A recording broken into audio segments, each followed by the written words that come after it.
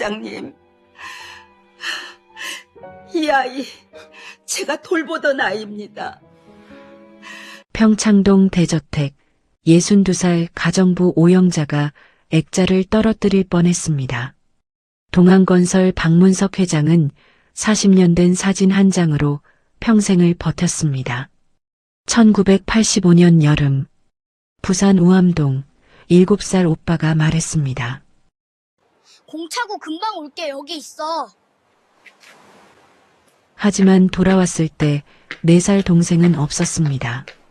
어머니는 딸을 찾지 못한 채 2년 뒤 세상을 떠났고 아버지는 술독에 빠져 3년 뒤 따라갔습니다.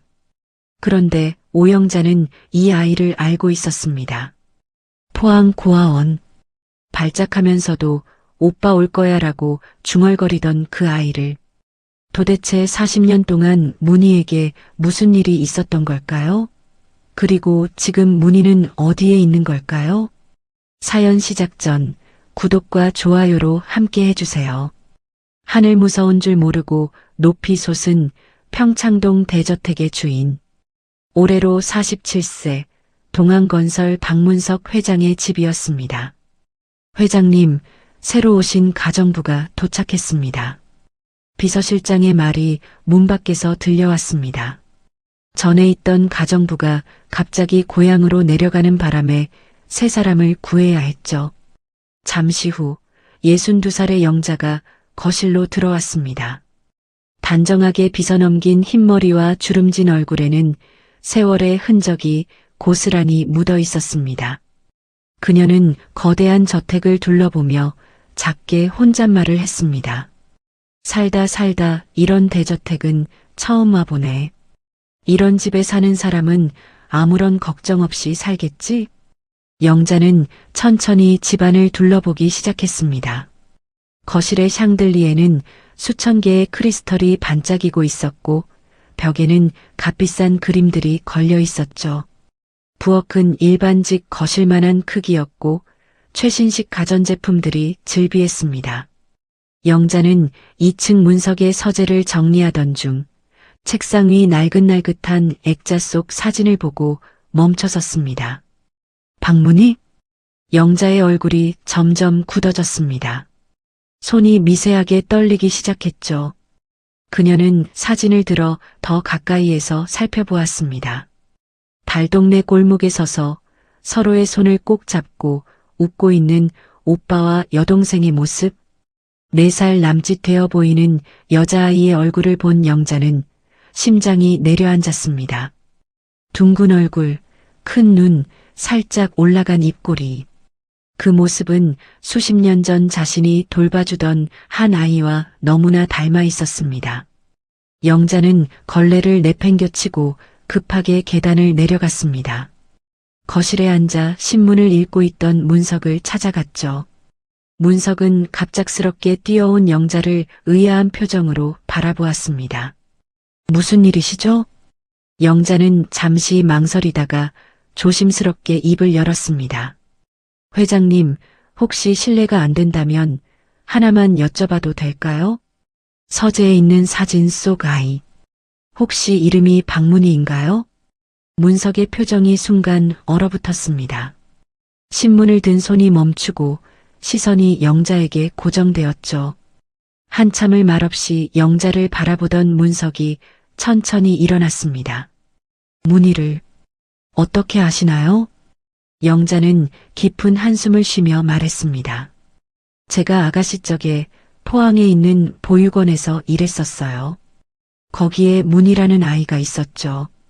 사진 속 아이와 너무 똑같이 생겨서 이게 어찌된 영문인지 문석의 다리에 힘이 풀렸습니다. 의자에 털썩 주저앉으며 두 손으로 얼굴을 감쌌죠. 정말 우리 문희를 아신다는 겁니까? 영자는 고개를 끄덕였습니다. 예, 그 아이가 입버릇처럼 하던 얘기가 있어요. 자기 오빠 이름이 박문석이고 오빠가 나 데리러 올 거라고 친구들이랑 공놀이가 끝나면 자기랑 놀아준다고 했다면서 말이죠. 문석의 어깨가 떨리기 시작했습니다.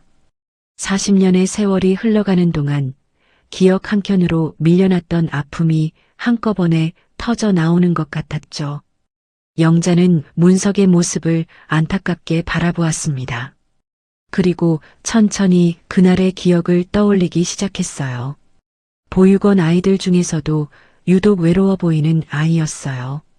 친구 하나 없이 구석에 혼자 앉아 있고 다른 아이들이 놀 때도 멀리서 바라보기만 했죠. 가끔 발작을 일으키기도 했는데 그럴 때면 애들이 무서워해서 가까이 가지 않았어요. 문석은 고개를 들어 영자를 바라보았습니다. 눈가에 눈물이 고여 있었죠. 어린 나이에 부모 형제랑 떨어지고 몸도 성치 않고 마음들 곳 없어 보이는 가여운 아이였죠. 분홍색 천으로 만든 누더기 인형만 안고 다니던 게 기억이 나네요. 문석의 마음이 찢어지는 것 같았습니다. 자신이 지켜주지 못한 어린 동생이 얼마나 외롭고 무서웠을까 생각하니 숨이 막혔죠. 영자는 계속 말을 이어갔습니다. 그래도 그림은 정말 잘 그렸어요. 운동장 흙바닥에 나무 막대기로 그림을 그리곤 했는데 꽃이며 바다며 동네 풍경이며 고사리 같은 손으로 어쩜 저리 야무지게 잘 그리나 싶었어요. 문석은 두 손으로 영자의 어깨를 잡고 매달렸습니다.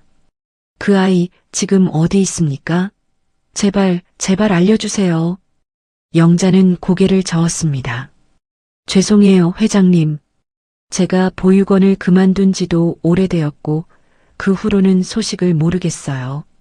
다만 뭐죠? 보육원 이름이 뭐더라? 아, 햇살누리 보육원. 보육원에 연락해보면 알 수 있지 않을까요? 문석은 소파에 무너지듯 내려앉았습니다. 머릿속이 하얗게 변했죠. 40년 넘게 찾아 헤맸던 동생의 흔적을 이렇게 만나게 될 줄은 꿈에도 몰랐습니다. 그의 기억은 저 멀리 과거로 흘러갔습니다. 부산 우암동 달동네, 여름날의 뜨거운 햇살, 그리고 자신의 꽁무니만 졸졸 쫓아다니던 4살 배기 여동생. 오빠 나랑도 놀아줘 하며 칭얼대던 목소리가 귓가에 생생했죠. 문석은 두 주먹을 꽉 쥐었습니다. 이번에는 반드시 문희를 찾겠다고 다짐했습니다. 40년의 죄책감을 끝낼 때가 왔다고 생각했죠. 영자는 문석의 결연한 표정을 보며 조용히 말했습니다. 회장님, 저도 옆에서 힘 닿는 데까지 도와드릴게요. 문석은 고개를 끄덕였습니다. 마침내 어둠 속에 한 줄기 빛이 비치는 것 같았습니다. 잃어버린 동생을 찾을 수 있는 실마리가 생긴 것이죠. 창밖으로 봄날의 따스한 햇살이 들어왔습니다. 하지만 문석의 마음속에는 여전히 40년 전 그날의 여름이 뜨겁게 타오르고 있었습니다. 40년 전 부산 우암동 달동네의 여름날이었습니다. 양철 지붕 위로 뜨거운 햇살이 내리쬐고 좁은 골목길 사이로는 빨래가 빼곡히 널려 있었죠. 집집마다 선풍기 하나 없이 부채질로 더위를 식히던 그런 시절이었습니다. 7살 문석과 4살 문희는 이 동네에서도 가장 가난했습니다. 아버지는 새벽 일찍 집을 나서 건설 현장에서 벽돌을 나르고 시멘트를 붓는 막노동을 했습니다. 어머니는 자갈치 시장 한 구석에서 생선 좌판을 펼치고 하루 종일 목청을 높였죠. 부모님이 일하러 나가시면 어린 문석이 동생을 돌봐야 했습니다. 그날도 부모님은 일찍 집을 나서셨습니다. 문석은 동생 문희에게 밥을 먹이고 있었죠. 숟가락질이 서툰 문희가 밥알을 흘리면 문석이 하나하나 주워 먹였습니다. 오빠야, 우리도 나가서 놀자. 문희가 작은 손으로 오빠의 옷자락을 잡아당겼습니다. 창밖에서는 동네 아이들의 웃음소리가 들려왔죠. 문희야, 오빠야 설거지만 하고 나가자. 문석이 그릇을 치우려 하자 밖에서 친구들이 불렀습니다. 야, 박문석, 공차기 하자. 문석의 눈빛이 흔들렸습니다.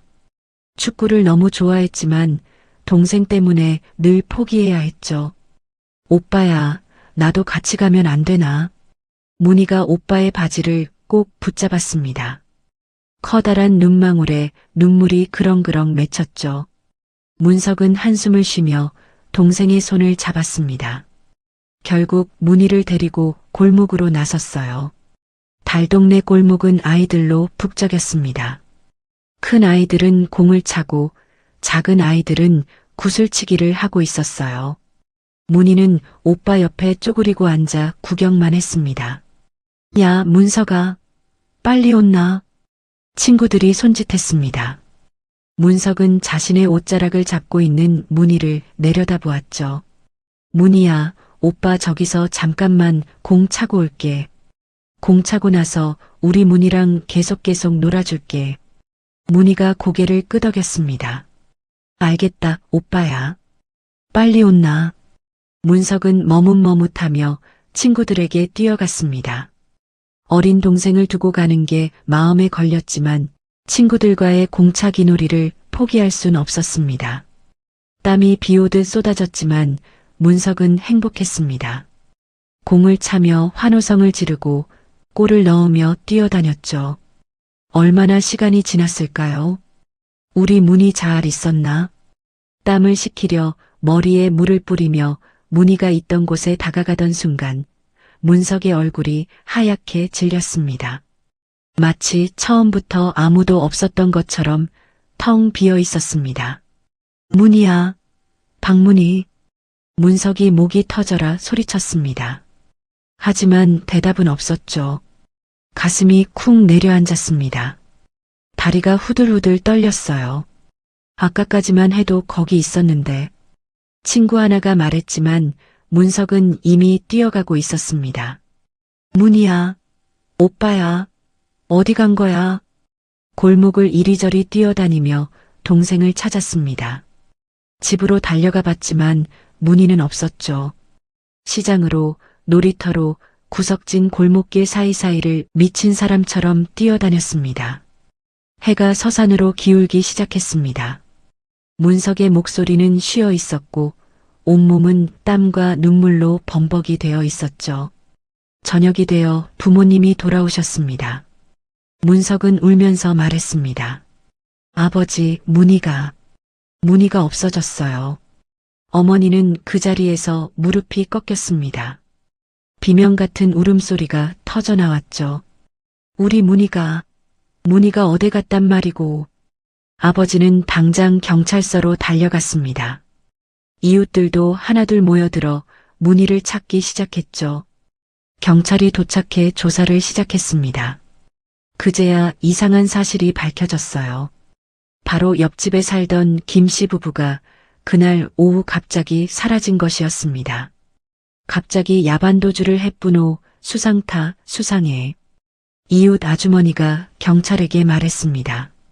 요새 유독 자주 싸웠어요. 그 집 아저씨가 사채빚이 어마어마했다, 아이요. 중내사내함에 매일 밤 그래에 고함을 지르되. 문석은 그제야 떠올렸습니다. 며칠 전 저녁 텔레비전 뉴스에서 흘러나오던 불길한 소식 말입니다. 요즘 들어 아이 유괴와 인신매매가 기승을 부려 정부에서도 아이들을 혼자 두지 말고 각별히 조심하라고 당부하던 방송이었죠. 그저 뉴스에 나오는 이야기라 생각했는데 자신의 일이 되어버리자 문석의 온몸이 굳어버렸습니다. 문희야, 미안해. 나 때문에. 내가 공차기에서. 문석은 울음이 섞인 어린 목소리로 중얼거리며 자신의 머리를 거칠게 쥐어뜯었습니다. 그날부터 부모님의 삶은 완전히 바뀌었습니다. 매일 전단지를 들고 전국을 돌아다니셨죠. 부산역에서, 서울역에서, 대구시장에서 문희 사진을 보여주며 울부짖었습니다. 우리 딸 좀 찾아주세요. 4살이에요. 이름은 박문희. 하지만 문희는 돌아오지 않았습니다. 날이 갈수록 희망은 꺼져갔습니다. 어머니는 밥도 제대로 못 드시고 잠도 못 주무셨습니다. 매일 밤 문희 이름을 부르며 우셨어요. 결국 2년 뒤 어머니는 병으로 세상을 떠나셨습니다. 아버지도 오래 버티지 못했습니다. 아내를 잃은 슬픔과 딸을 찾지 못한 죄책감에 술독에 빠지셨죠. 어머니가 돌아가신 지 3년 만에 아버지도 따라가셨습니다. 12살이 된 문석은 홀로 남았습니다. 친척 집을 전전하며 눈치밥을 먹었죠. 하지만 문석은 포기하지 않았습니다. 내가 꼭 성공해서 무늬만은 찾을 거야. 꼭 찾아낼 거야. 매일 밤 하늘을 보며 다짐했습니다. 중학교를 졸업하자마자 문석은 무작정 서울로 올라갔습니다. 낮에는 공사장에서 일하고 밤에는 독학으로 공부했죠. 그렇게 대학에 들어갔고 졸업 후 작은 건설회사에 취직했습니다. 남들보다 2배, 3배 열심히 일했습니다. 새벽에 제일 먼저 출근하고 밤늦게 제일 늦게 퇴근했죠. 주말도 없이 일만 했습니다. 그렇게 30년이 흘렀습니다. 문석은 마침내 동안건설의 회장이 되어요. 대한민국에서 손꼽히는 부자가 되었습니다. 하지만 문석의 마음 한구석은 늘 텅 비어 있었습니다. 아무리 돈을 벌어도 아무리 성공해도 채워지지 않는 빈자리가 있었죠. 바로 동생 문이었습니다. 문석은 사설 탐정을 고용해 전국을 뒤졌습니다. 고아원, 보육원을 하나하나 찾아다녔죠. 하지만 문희의 흔적은 어디에도 없었습니다. 가끔 문석은 악몽을 꿨습니다. 어린 문희가 울면서 손을 뻗는 꿈이었죠. 오빠, 나 여기 있어. 왜 안 데리러 와? 꿈에서 깨면 베개가 눈물로 젖어 있었습니다.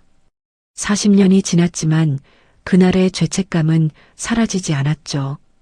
문희야, 미안해. 오빠가 정말 미안해. 문석은 매일 밤 사진을 보며 속삭였습니다. 그런데 예기치 못한 영자를 통해 문희의 소식을 듣게 되었습니다. 40년 만에 타오르는 희망의 불씨였죠. 문석의 두 손이 떨렸습니다. 이번에는 절대 놓치지 않겠다고, 꼭 문희를 찾겠다고 다짐했습니다. 문희야, 오빠가 꼭 찾을게. 우리 문희 꼭 데리러 갈게. 문석은 낡은 사진을 가슴에 품었습니다. 사진 속 4살 문희는 여전히 해맑게 웃고 있었죠. 그 웃음이 문석의 가슴을 더욱 아프게 찔렀습니다. 평창동 대저택의 거실에는 무거운 침묵이 흘렀습니다. 오영자는 액자 속 사진을 내려놓으며 깊은 한숨을 쉬었습니다. 회장님, 문희 이야기를 들으시면 마음이 많이 아프실 수도 있어요. 문석은 두 손을 꽉 쥐었습니다. 말씀해 주세요. 뭐든지 들을 준비가 되어 있습니다. 오영자는 창밖을 바라보며 20년 전 기억을 떠올렸습니다. 그때는 포항 외곽의 햇살 누리 보육원에서 청소부로 일하던 시절이었죠. 처음 그 아이를 본 건 청소 도구함 아니었어요. 오영자의 목소리가 떨렸습니다. 아이들이 찾지 않는 어두운 보관함에 홀로 쪼그리고 앉아 있었죠. 그날은 유독 비가 많이 내리던 날이었습니다. 오영자가 대걸레를 꺼내려고 문을 열었을 때 구석에 웅크린 작은 몸이 보였습니다. 8살쯤 되어 보이는 여자아이였어요. 헝클어진 머리에 더러운 옷을 입고 품에는 분홍색 천인형을 꼭 안고 있었습니다. 안녕. 이름이 뭐니? 오영자가 물었지만 아이는 고개만 숙였습니다. 문희예요. 겨우 들릴 정도의 작은 목소리였습니다.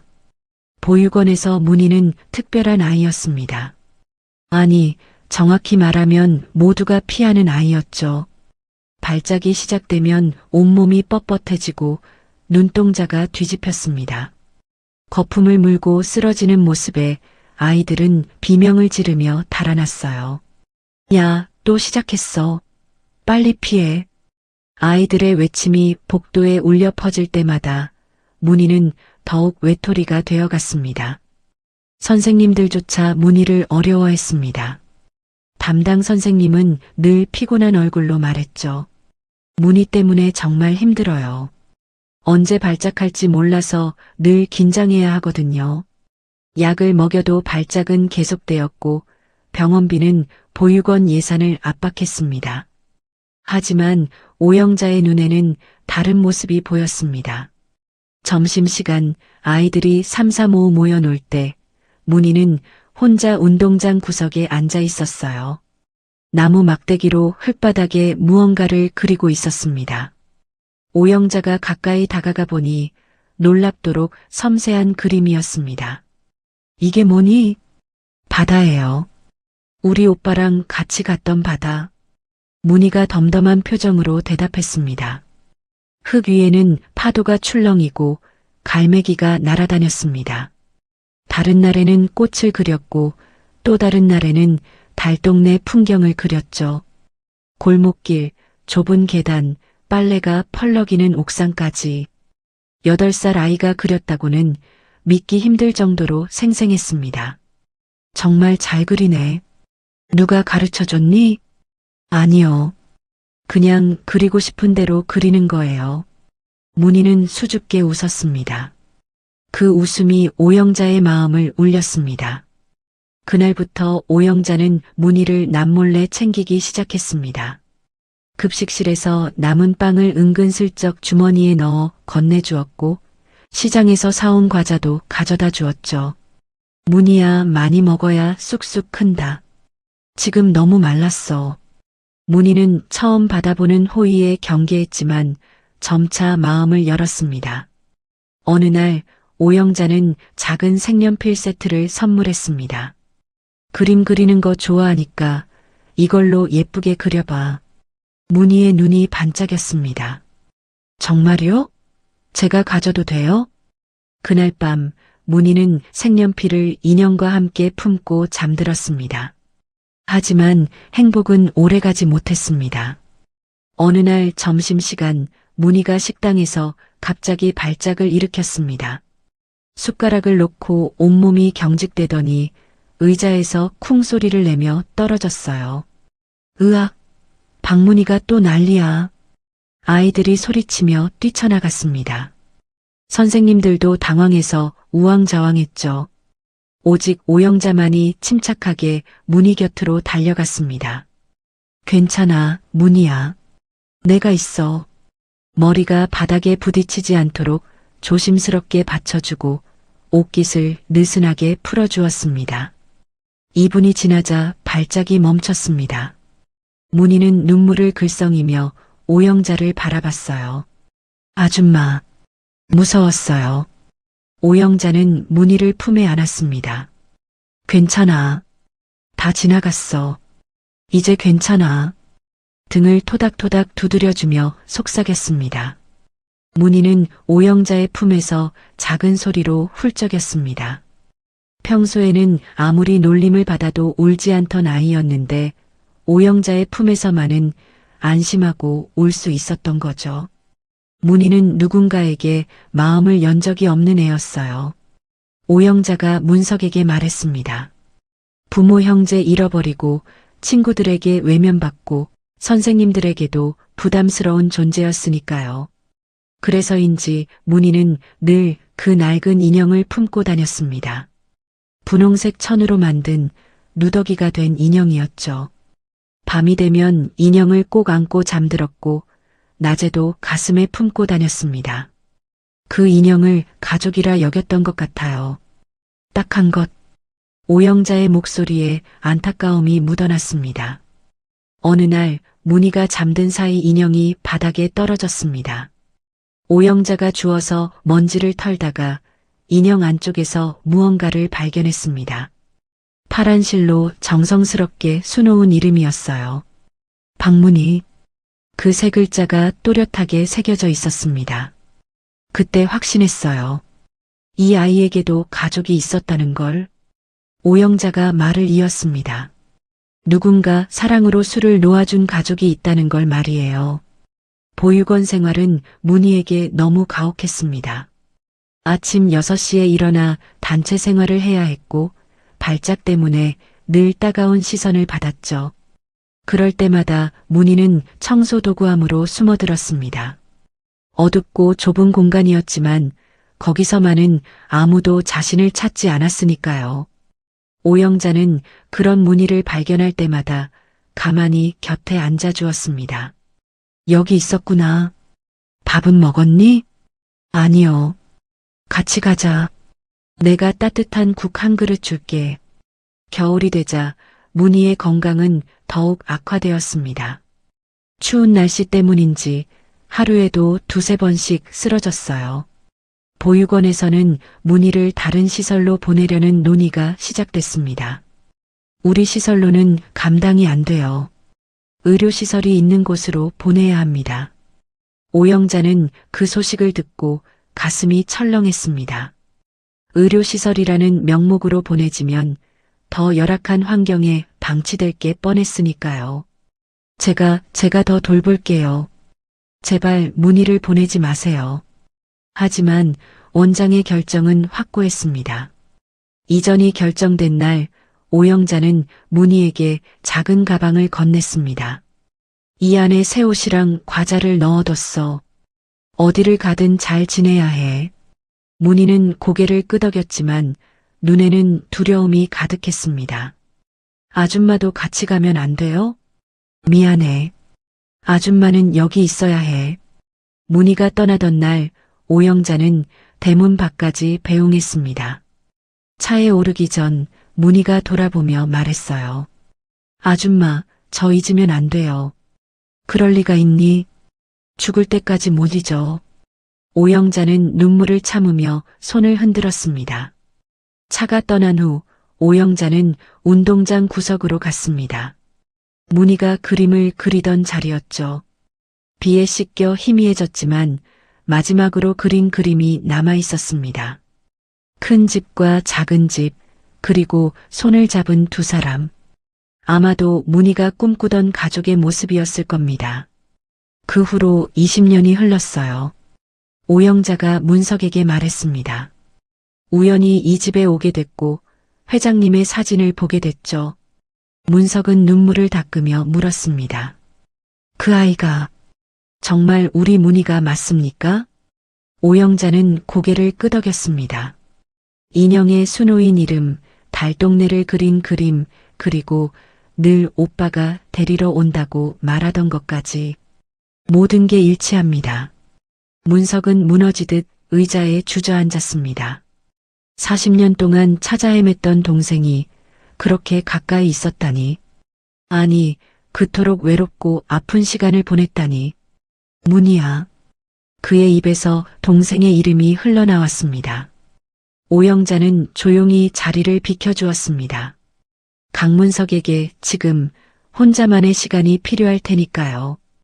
다음 날 새벽 5시 문석은 이미 양복 차림새를 마쳤습니다. 오영자의 증언을 들은 후로 한숨도 자지 못했죠. 비서실장이 준비한 차량이 대문 앞에 대기하고 있었습니다.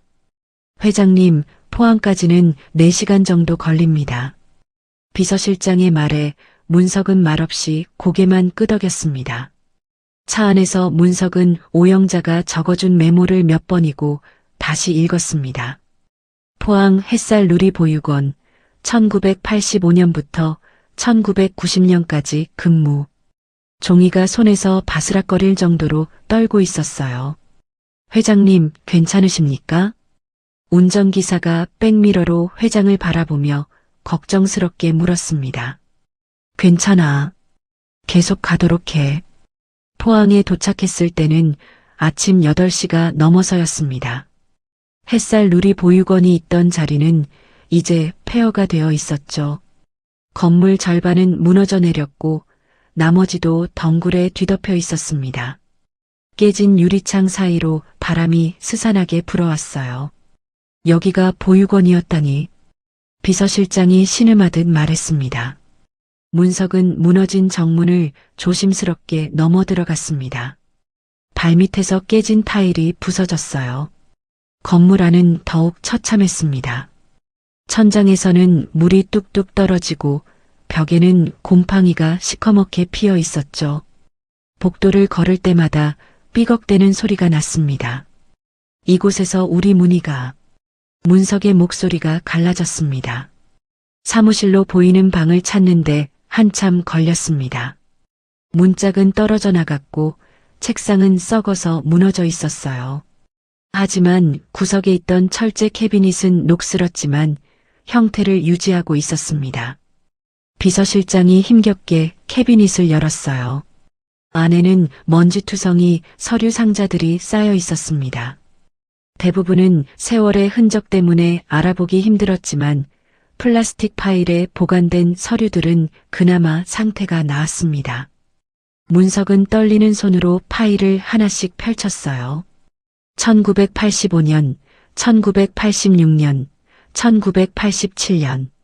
연도별로 정리된 아동 기록부였습니다. 그러다 한 장의 종이가 눈에 들어왔어요.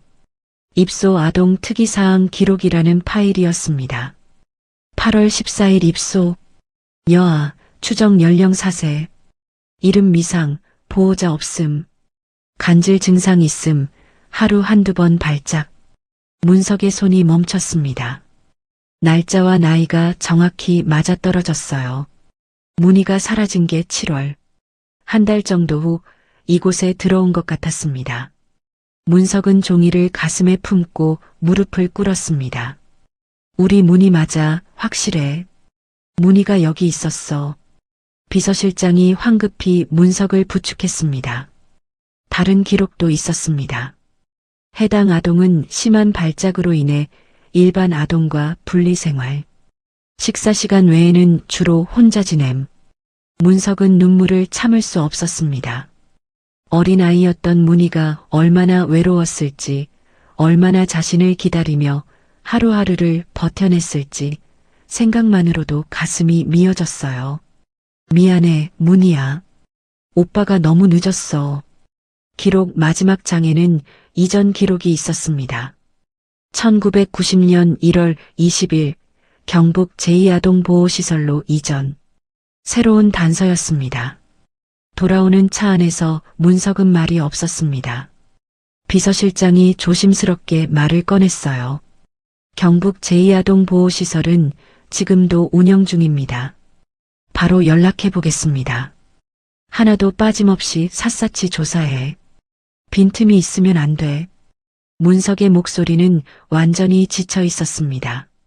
밤 9시가 넘어서야 집에 도착했습니다. 거실에는 아내가 소파에 앉아 책을 읽고 있었어요. 여보, 왜 이렇게 늦었어요? 연락도 없이. 아내가 걱정스럽게 물었지만 문석은 대답할 힘도 없었습니다. 피곤하네. 나 좀 쉴게. 문석은 2층으로 올라갔습니다. 복도를 지나다 딸의 방 앞에서 발걸음이 멈췄어요. 살짝 열린 문틈 사이로 문석의 딸이 인형을 안고 잠들어 있는 모습이 보였습니다. 올해로 4살. 새근새근 숨소리를 내며 잠든 딸의 모습이 너무나 평화로웠습니다. 양팔을 양옆으로 활짝 펼친 채 마치 하늘을 나는 작은 새처럼 포근한 침대 위에 누워 있었습니다. 작은 손가락들은 살짝 말려 있고 손바닥은 천장을 향해 느긋하게 열려 있었습니다. 문석은 딸의 방으로 들어갔습니다. 침대 옆에 무릎을 꿇고 앉았어요. 잠든 딸의 손을 조심스럽게 잡았습니다. 따뜻하고 부드러운 손이었죠. 우리 문희도 이렇게 작았지. 문석의 입에서 혼잣말이 흘러나왔습니다. 혼자서는 아무것도 할 수 없던 아이였는데 자신의 딸과 같은 나이였던 4살 문희의 얼굴이 떠올랐습니다. 오빠야, 나도 데리고 가. 라고 외치던 목소리가 들리는 것 같았어요. 딸의 머리를 쓰다듬던 문석의 손이 멈췄습니다. 가슴속에서 뜨거운 무언가가 치밀어 올랐어요. 삼킬 수 없는 죄책감이 목까지 차올랐습니다. 문희야, 미안하다. 오빠가 미안해. 눈물이 멈추지 않았습니다. 40년 동안 억눌러왔던 죄책감이 폭발하는 순간이었습니다. 내가 그때 문희를 혼자 두지 않았더라면, 문희 곁에 있었더라면, 자책의 말들이 끝없이 이어졌습니다. 갑자기 느껴지는 인기척에 딸이 몸을 뒤척였습니다. 문석은 황급히 눈물을 닦고 방을 나왔어요. 복도에 기대서서 한참을 서 있다 서재로 향하였습니다. 문석은 책상 서랍에서 오래된 사진첩을 꺼냈어요. 문희와 함께 찍은 마지막 사진들이었죠.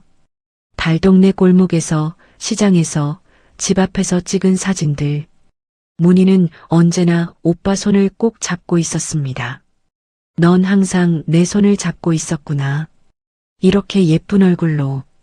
사진 속 문희의 웃는 얼굴이 더욱 아프게 다가왔습니다.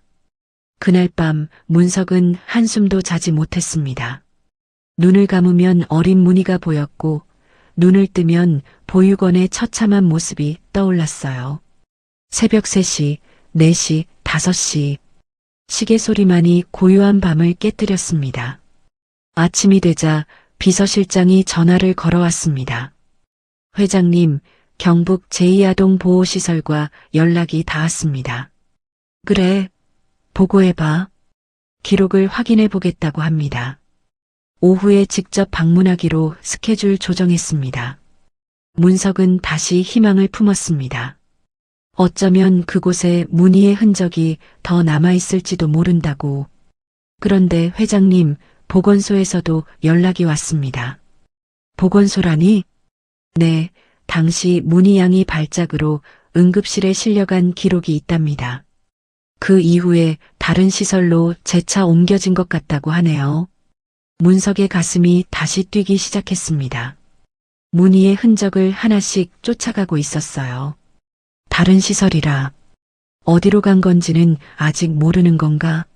네, 그때 당시는 전부 수기 작성이라 아직 확인하지는 못한 것 같습니다. 시간이 좀 걸릴 것 같아요. 그래. 새로운 사항 생기면 바로 보고해. 전화를 끊고 문석은 창밖을 바라봤습니다. 아침 해가 떠오르고 있었어요. 40년 만에 문희에게 한 발짝 다가선 것 같았습니다. 조금만 기다려, 문희야. 오빠가 꼭 찾을게. 그날 오후 경북 제2아동 보호시설 방문을 마친 문석은 부산으로 향했습니다. 비서실장이 수소문 끝에 찾아낸 결정적 사람이 있었기 때문이죠. 40년 전 문희 실종 사건을 담당했던 형사였습니다. 지금은 은퇴하고 부산 영도구의 작은 아파트에서 혼자 살고 있다고 했어요. 박문석 회장님 맞으이까? 내가 오래 기다렸습니다. 70대 후반의 노인이 문을 열어주었습니다. 허리는 굽었지만 눈빛만은 여전히 날카로웠어요. 어데요, 들어오이소. 차 한 잔 묵으면서 천천히 얘기 좀 합시다.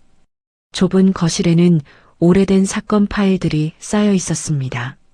노인은 그중 하나를 꺼내 펼쳤어요.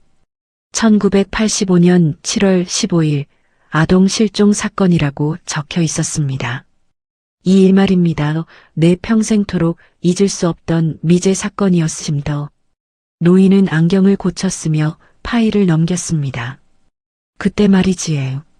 부산 우암동 달동네에서 4살짜리 여자애 하나가 흔적도 없이 사라졌댔어요. 그 집 부모가 매일같이 경찰서에 와서 울고불고 하던 게 아직도 눈에 선합니다. 특히 그 어매는 거의 정신이 나갈 지경이었습니다. 그 뒤로 사건의 진전은 전혀 없습니까? 문석은 목소리가 떨려서 제대로 나오지 않았습니다. 노인은 손사래를 치며 세차게 고개를 저었습니다. 공식적으로는 못 잡았지에. 증거라고 있는 게 하나도 없었으니 뭐. 그라지만 말입니다. 나는 알고 있었습니다. 누가 그 아이를 데려갔는지. 문석의 눈이 번쩍 뜨였습니다. 그 부부 말입니다. 김씨 부부. 회장님 부모님이랑 한 골목 살던 사람들 아인가? 노인이 파일 속에서 사진 한 장을 꺼냈어요. 사진 속 부부의 얼굴이 어렴풋이 기억났습니다. 아버지가 일하러 나가실 때 인사하던 이웃집 아저씨. 어머니가 시장 갈 때 가끔 수다 떨던 아줌마. 네, 기억나요. 같은 골목에 살던 사람들이었어요. 노인은 깊은 한숨을 쉬었습니다. 그 부부가 사라진 날이 바로 문희 양이 실종된 날이었음더. 상황만 보면 누가 봐도 딱 있었다 아입니까? 그라지만 증거가 없었지에. 목격자도 없고 손에 잡히는 물증도 없고 그저 속으로만 그 사람들이다 싶은 심증뿐이었음더. 문석은 주먹을 꽉 쥐었습니다. 도대체 왜 우리 문희를 데려간 거랍니까? 노인은 잠시 말을 멈추고 문석을 바라봤어요. 이제부터 하는 말은 어디까지나 내 생각, 내 추측일 뿐이지만 예. 그래도 들어볼랍니까? 문석은 고개를 끄덕였습니다. 말씀해 주세요. 다 들을 준비가 되어 있습니다. 그 일의 뿌리가 사채였음더. 노인의 목소리가 낮아졌어요. 김 씨라는 사람 사업하다가 폭망에 삐고 사채업자들한테 온갖 협박 다 받으면서 쫓기고 있었음더. 빚이 눈덩이 굴러가듯 커져가니 그 사람 힘으로는 도저히 감당 못할 지경이었지에. 문석은 믿을 수 없다는 표정을 지었습니다. 그래서 우리 문희를 그래요. 그때는 말입니다. 온갖 불법이 들끓던 시절이라 사람을 사고 파는 그런 흉흉한 일이 암암리에 돌아다녔으심더. 특히 몸 건강한 아이라 하면 그 중에서도 여자아이는 더 비싸게 취급하고 지금 생각해도 참말로 끔찍한 세상이었지에. 분노가 치밀어 올랐습니다. 문석의 얼굴이 붉게 달아올랐어요. 나쁜 놈들. 어떻게 그럴 수가. 손이 부들부들 떨렸습니다. 노인이 이야기를 이어갔습니다. 그 계획은 결국 깨져버렸음더. 문희 양이 옮기다가 가는 중에 발작을 일으켰음더. 그 브로커들이 보이더니 아픈 애는 쓸모가 없다 카이 팽개치듯이 거절해버렸음더. 문석은 아이러니함을 느꼈습니다. 문희를 고통스럽게 만든 그 병이 더 큰 악에서는 구해준 셈이었으니까요. 그래서 그 다음엔 어떻게 된 겁니까? 결국 그 아이 고아원에 그냥 버려두고 값비다 아입니까? 노인의 대답은 차가웠어요. 포항에 있는 한 보육원 앞에 아무 말도 없이 그냥 두고 값비다 아입니까? 그 사람들 눈에는 이제 그 아이가 값어치 없다 싶으니 그렇게 잔인하게 버리고 간 기라에. 문석은 피가 거꾸로 솟는 것 같았습니다. 온몸의 혈관이 터질 것처럼 뜨거웠어요. 그 인간들, 지금 어디 있습니까? 목소리가 낮게 깔렸습니다. 노인은 또 다른 서류를 꺼냈습니다. 그 부인은 5해 전에 암으로 세상 뜨고 말았음더. 그리고 그 남편이라는 사람은. 노인이 잠시 멈췄습니다. 아직 살아있음더. 부산 근교 쪽에서 자그마한 납품업체 하나 차려서 돌리고 있다 카더만예. 문석의 귀가 쫑긋해졌습니다. 납품업체라고요? 그래, 건설 자재 납품하는 조그만 회사라 하더이다. 노인이 명함 하나를 건넸어요. 성진물산이라는 회사명이 적혀 있었습니다. 내 들은 바로는 동안건설 하청업체 중 하나라 카더만예. 문석은 숨이 막히는 것 같았습니다. 자신의 회사와 거래하는 업체라니 운명의 장난이라고 하기에는 너무나 잔인했어요. 동안건설이 우리 회사의 하청이라고요? 규모는 아주 작다 하더이다. 그냥 간신히 문 안 닫고 버티는 정도라 카더만예. 노인은 말을 마친 후 문석의 표정을 살폈습니다. 회장님 아무 생각이라도 하신다 하면 조심해서 하셔야 합니다. 이 일은 이미 공소시효가 끝났비다 아입니까? 법으로는 이제 어쩔 도리가 없다에. 문석은 주먹을 탁자에 내리쳤습니다. 탕소리가 작은 거실에 울려 퍼졌어요. 공소시효라니. 그런 게 어떻게. 우리 문희가 겪은 고통은 아직 끝나지 않았는데. 노인이 문석의 두 손을 바로 잡았습니다. 나도 정말로 분합니다. 형사였던 사람으로서 그때 그 범인을 법 앞에 세우지 못한 게 지금도 마음에 큰 한으로 남아있음더. 하지만 법은 법입니다. 회장님이 개인적으로 움직이시다가는 오히려 더 큰 위험과 화를 부르게 될 수도 있습니다. 문석은 고개를 숙였습니다. 분노와 무력감이 동시에 밀려왔어요. 40년을 기다려 찾은 진실이 이렇게 잔인할 줄은 몰랐습니다. 그 사람, 김 씨는 알고 있나요? 제가 문희의 오빠라는 걸. 노인은 고개를 저었습니다. 모를 기라해. 회장님이 그 어린 소년이었다는 걸 그 인간이 어떻게 알겠습니까? 아마 지금도 아무렇지도 않게 세상 일 다 잊은 듯 편하게 살고 있을 겁니다. 마치 아무 일도 없었던 사람처럼 말입니다. 그 말에 문석의 분노가 다시 타올랐습니다. 문희는 40년 동안 고통받고 있는데 그 고통이 아직 끝나지 않았는데 범인은 편하게 산다니. 이보다 더 불공평한 일이 있을까요? 용서할 수 없어요. 절대로. 당장은 법적으로 아무것도 할 수 없지만 다른 방법이 있을지도 모른다는 생각이 들었어요. 감사합니다. 진실을 알려주셔서 이제 제가 어떻게 해야 할지 생각해 봐야겠네요. 집으로 돌아오는 차 안에서 문석은 깊은 생각에 잠겼습니다. 비서실장도 무거운 분위기를 감지하고 조용히 창밖만 바라보았죠. 창밖으로 스쳐 지나가는 풍경이 흐릿하게 보였습니다. 문석의 머릿속에는 오직 한 가지 생각만 맴돌았어요.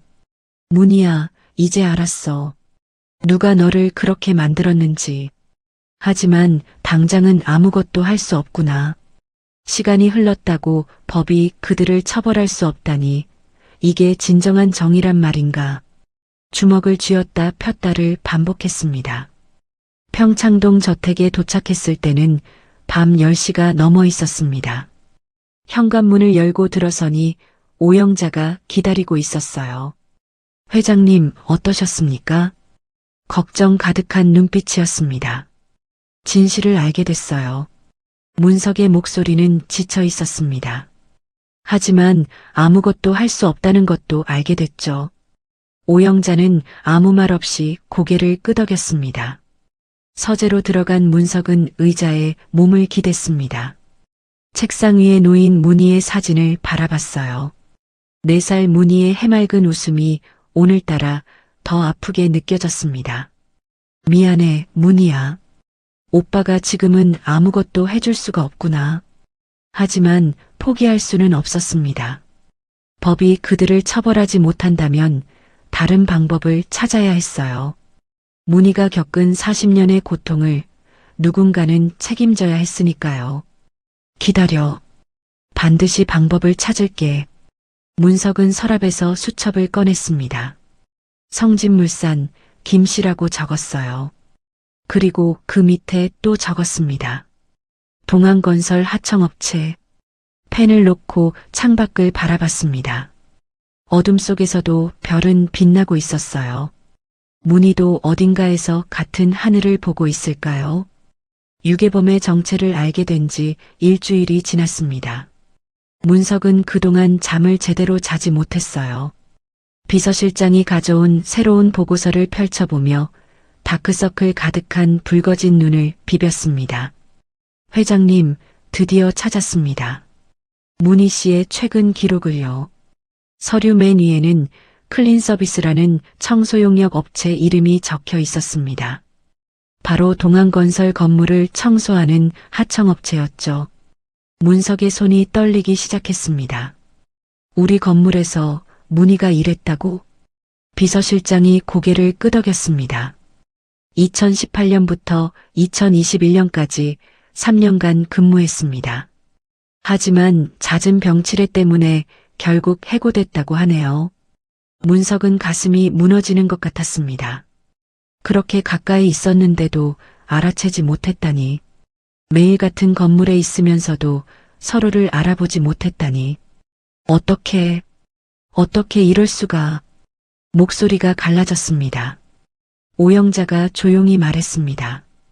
보육원 기록 이후로도 행적이 불규칙해서 자료만으로는 정확한 이동을 파악하기 어려웠어요.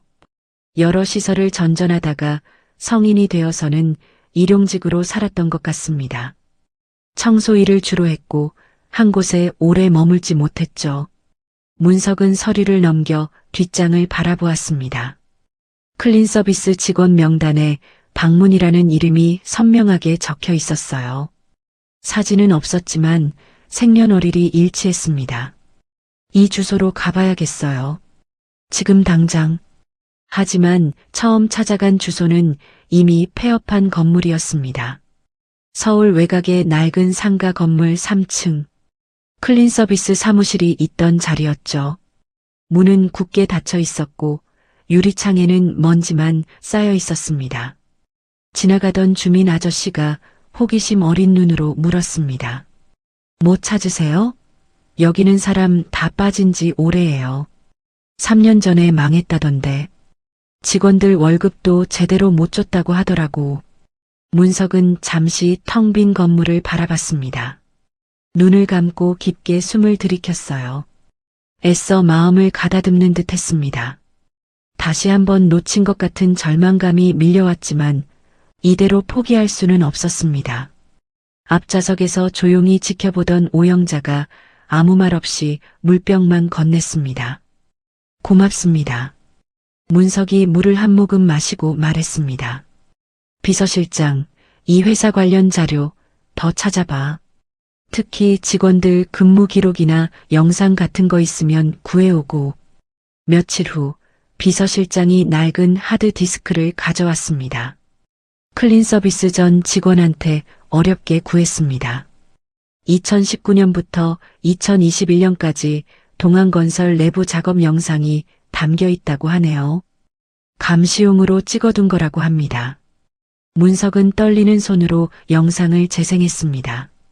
화질은 좋지 않았지만 복도를 청소하는 사람들의 모습이 보였어요. 그 중에서 유독 작고 마른 여자가 눈에 들어왔습니다. 몸을 웅크리고 바닥을 닦고 있었죠. 저 사람이. 문석은 화면에 얼굴을 가까이 댔습니다. 여자가 고개를 들었을 때 순간 숨이 멎는 것 같았어요. 40년이 지났지만 그 눈빛은 분명 문희였습니다. 영상 속 문희는 힘겹게 일하고 있었습니다. 가끔 걸레질을 멈추고 복도 끝을 멍하니 바라봤어요.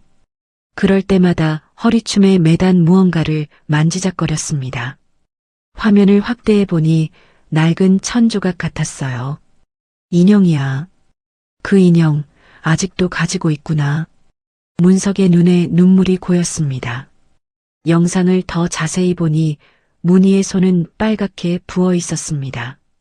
문희도 모르는 사이 독한 세제가 장갑 안으로 스며들었기 때문이었죠. 무릎을 꿇고 바닥을 닦을 때마다 얼굴을 찡그렸어요. 관절이 아픈 게 분명했습니다. 그때 영상 속에서 누군가 소리쳤어요. 박문희 씨, 돈 받고 하는 일 농땡이 치지 말고 열심히 좀 하세요. 다른 사람들 일하는 거 안 보여요? 문희가 움찔하며 고개를 숙였습니다. 죄송합니다. 죄송합니다.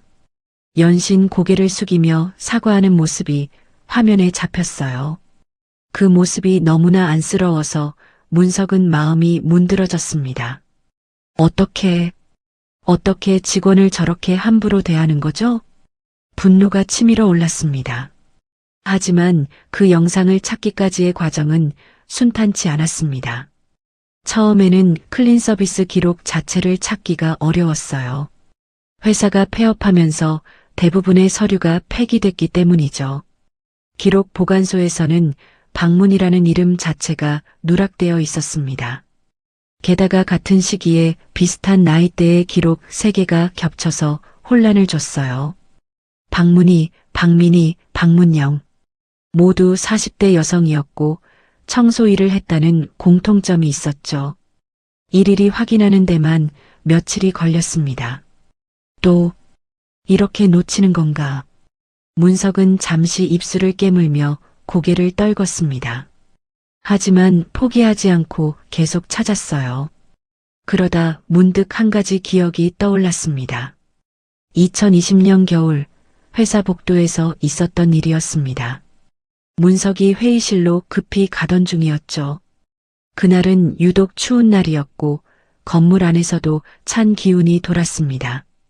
복도에서 청소하던 한 여자와 스쳐 지나갔습니다. 여자는 낡은 회색 작업복을 입고 있었어요. 소매는 해져서 실밥이 풀려 있었고 무릎 부분은 닳아서 얇아져 있었죠. 차가운 바닥에 무릎을 꿇고 걸레질을 하고 있었습니다. 문석이 지나가자 황급히 비켜서려 했지만 순간 얼어붙은 듯 멈췄어요. 그때는 대수롭지 않게 생각했는데 기억을 더듬어 보니 그 여자가 뭔가 이상했습니다. 문석을 보고 잠시 멈춰서서 뚫어지게 쳐다봤었어요. 입술이 파르르 떨렸고 눈가가 붉어졌었죠. 저분, 어디서 본 것 같은데 작은 목소리로 중얼거렸던 것 같았습니다. 문희는 문석 쪽으로 한 발 내딛었지만 직원이 막아섰었죠. 이보세요. 회장님 가시는 길 막지 마세요. 아, 죄송합니다. 제가 착각했나 봐요. 문희는 황급히 고개를 숙이고 비켜섰습니다. 단 3초? 서로 눈이 마주쳤던 그 짧은 순간 문희는 무언가를 느꼈던 것 같았지만 다가갈 수 없는 상대였고 문석은 알아채지 못한 채 지나쳐 버렸습니다. 우리 문희였는데 문석이 괴로운 목소리로 말했습니다. 그때도 난 문희를 알아보지 못했구나. 바로 옆에 있었는데도 비서실장이 추가 자료를 가져왔습니다. 회장님, 문희 씨는 2021년 3월에 해고됐습니다. 발작이 점점 심해져서 일을 할 수 없는 상태였다고 해요. 마지막 월급도 제대로 못 받고 나갔답니다. 문석은 분노로 몸을 떨었습니다. 자신의 회사 건물에서 일하던 동생이 그렇게 쫓겨났다니, 아픈 몸으로 일하다가 버려졌다니, 내가 회장인데도 내 동생을 지키지 못했어. 오영자가 조심스럽게 말했습니다. 회장님, 자책하지 마세요. 그때는 몰랐잖아요. 이제라도 찾았으니 다행이에요. 아직 늦지 않았습니다.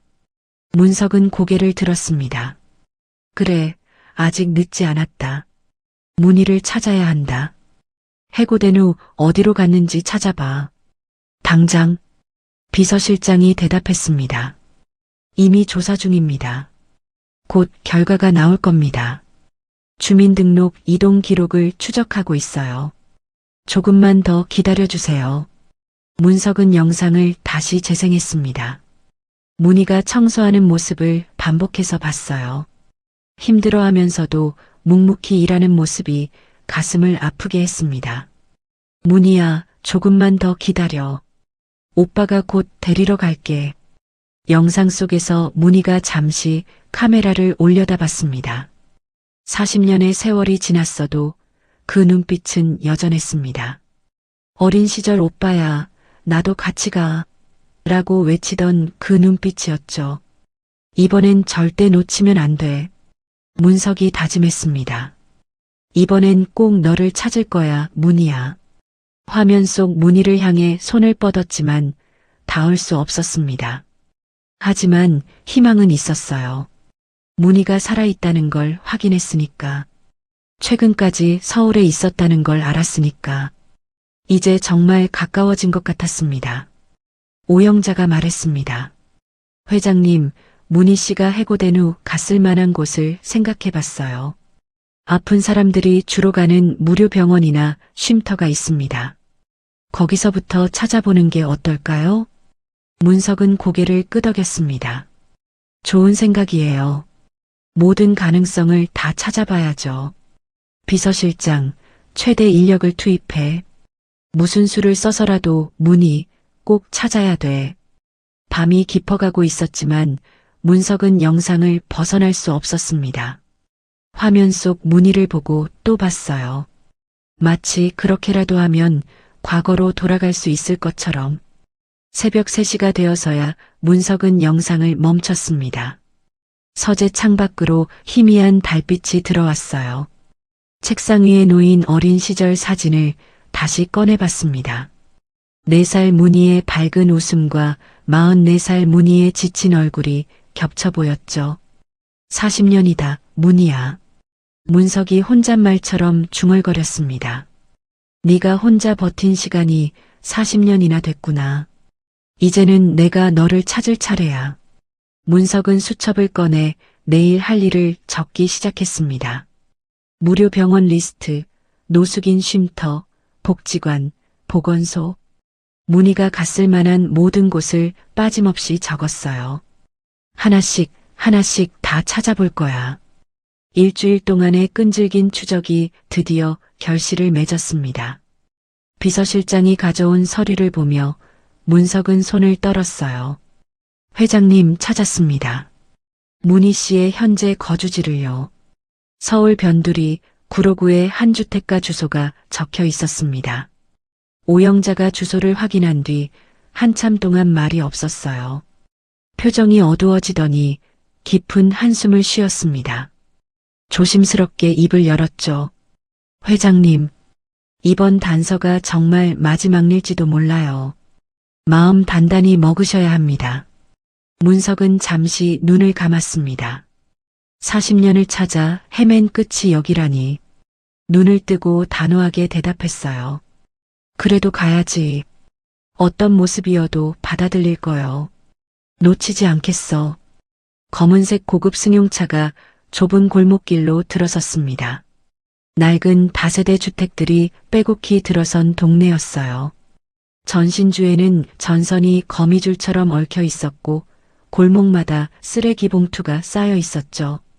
평창동 저택과는 너무나도 다른 풍경이었습니다. 여기입니다, 회장님. 비서실장이 한 건물 앞에서 차를 멈췄어요. 5층짜리 낡은 빌라였습니다. 1층은 반지하로 되어 있었고 창문의 절반은 땅 아래에 묻혀 있었죠. 문석은 차에서 내려 건물을 올려다봤습니다. 페인트는 벗겨지고 벽에는 금이 가 있었어요. 현관문은 녹이 슬어 삐걱거렸습니다. 문희가 이곳에서 살고 있단 말인가. 반지하로 내려가는 계단은 가파르고 좁았습니다. 천장이 낮아서 고개를 숙여야 했어요. 벽에는 곰팡이 냄새가 배어 있었고 바닥은 축축했습니다. 맨 끝방 백사모 앞에 섰습니다. 문 앞에는 신발 한 켤레가 놓여 있었어요. 구멍이 뚫리고 밑창이 다른 낡은 운동화였습니다. 문패는 없었고 우편함에는 전단지만 가득했죠. 문석은 손을 들어 문을 두드리려다가 멈췄습니다. 계세요? 대답이 없었습니다. 다시 한번 노크를 했지만 안에서는 아무 소리도 들리지 않았어요. 문고리를 잡아 돌려보니 삐그덕 소리를 내며 문이 열렸습니다. 문석과 오영자는 서로를 바라봤어요. 문석은 문고리에 손을 얹고도 한동안 움직이지 못했습니다. 40년을 기다린 순간이 바로 눈앞에 있었어요. 하지만 두려웠습니다. 문 너머에 있을 현실이 무서웠어요.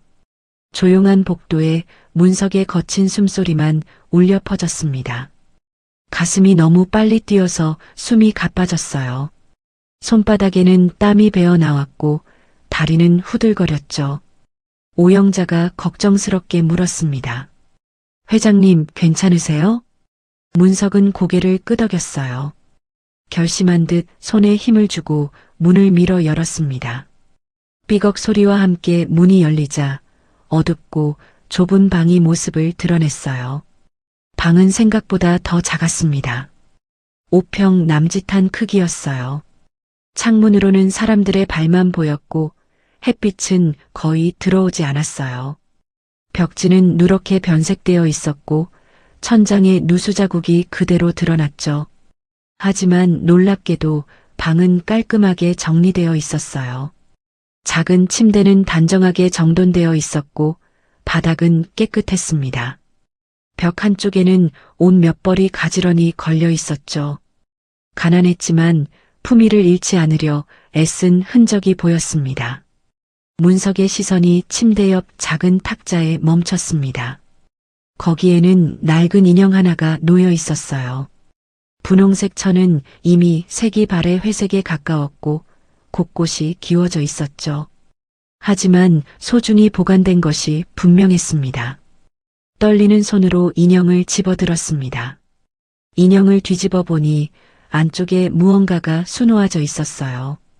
파란색 실로 정성스럽게 새겨진 글자들, 박문이라는 이름이 선명하게 보였습니다. 그리고 그 옆에는 다른 색실로 덧대어 꿰맨 흔적이 있었어요. 어린 문석이 동생을 위해 직접 술을 놓았던 그 파란 실.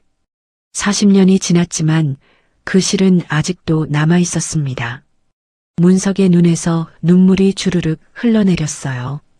이 인형을 40년 동안 간직했구나. 목소리가 떨려서 제대로 나오지 않았습니다. 인형을 가슴에 꼭 안았. 문희의 체온이 아직도 느껴지는 것 같았죠. 부엌으로 시선을 돌리니 더 가슴이 아팠습니다.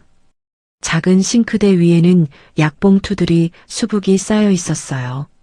간질약, 진통제, 소화제, 수면제.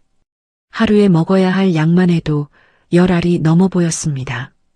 냉장고를 열어보니 거의 비어 있었어요.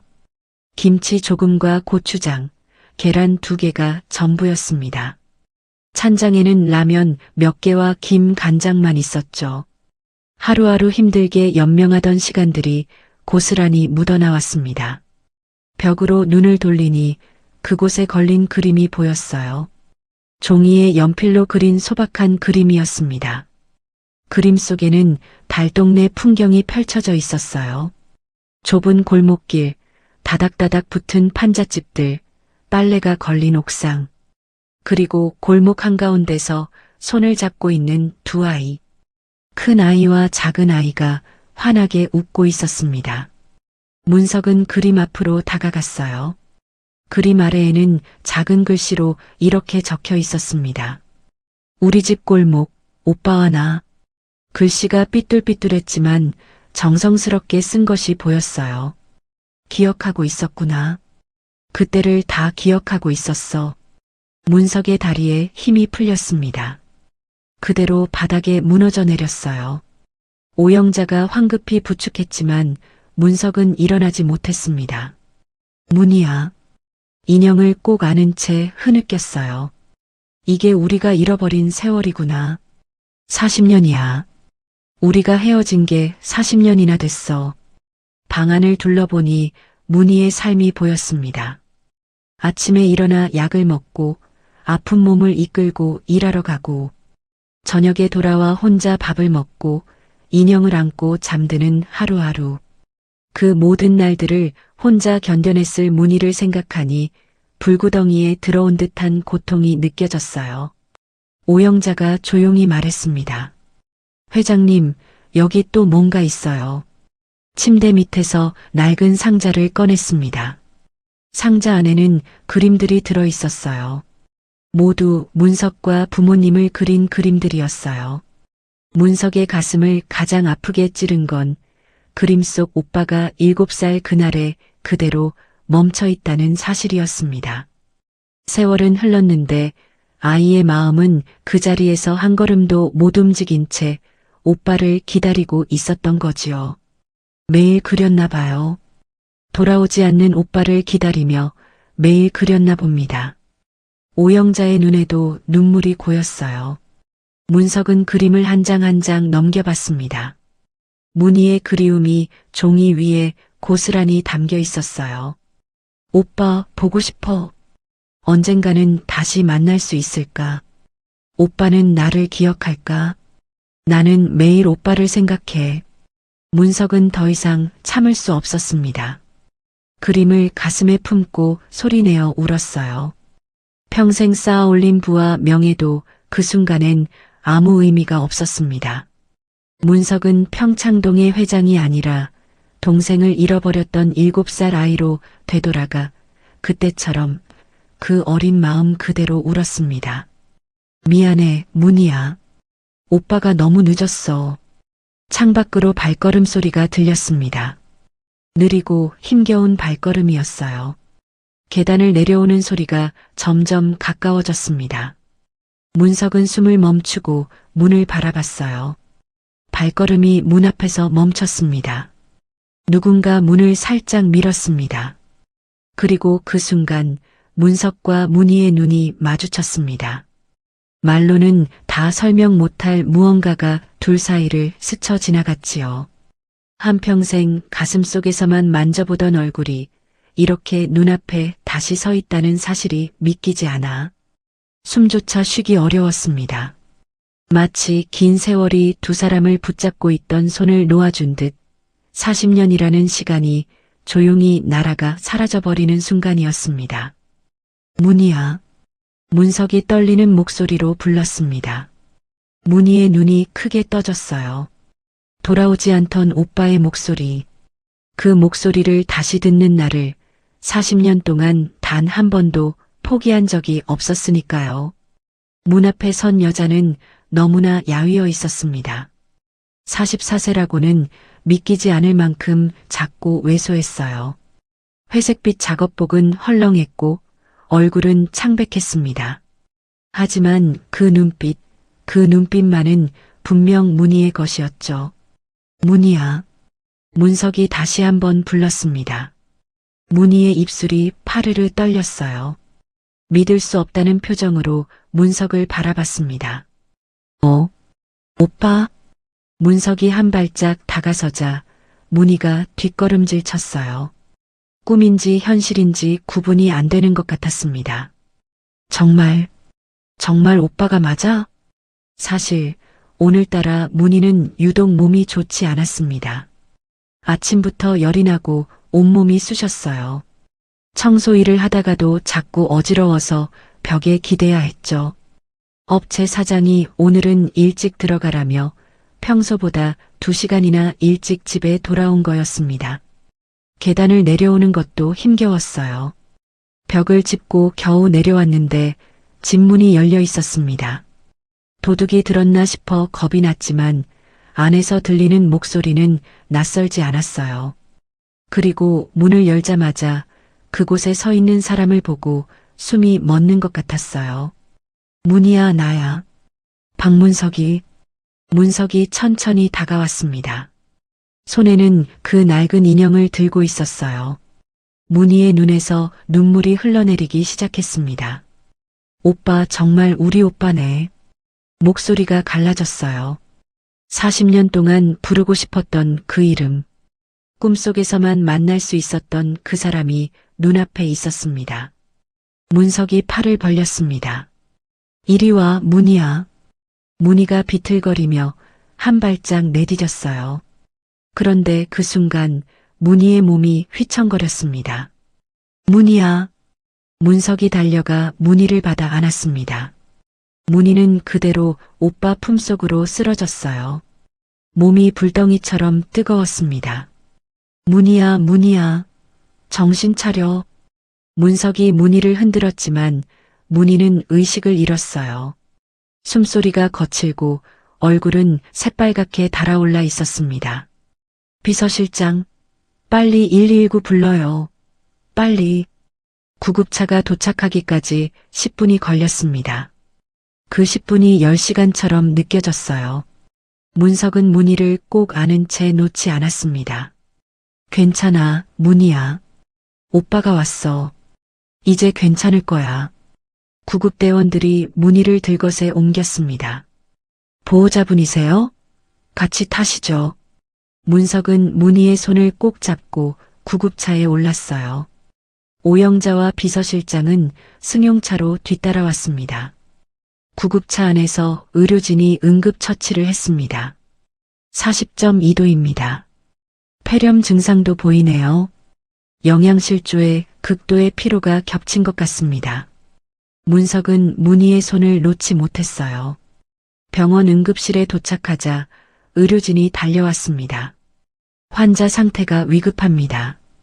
바로 치료 들어가겠습니다.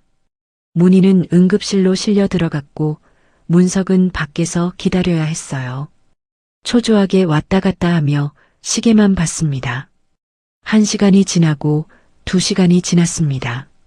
마침내 의사가 나왔어요. 보호자분이시죠? 일단 위기는 넘겼습니다. 문석의 다리에 힘이 풀렸습니다. 다행히 치료가 잘 되고 있어요. 하지만 의사의 표정이 어두워졌습니다. 환자분이 오랫동안 제대로 치료받지 못한 것 같네요. 간질 증상도 있고 영양 상태도 매우 안 좋습니다. 문석은 가슴이 찢어지는 것 같았어요. 앞으로 괜찮아질까요?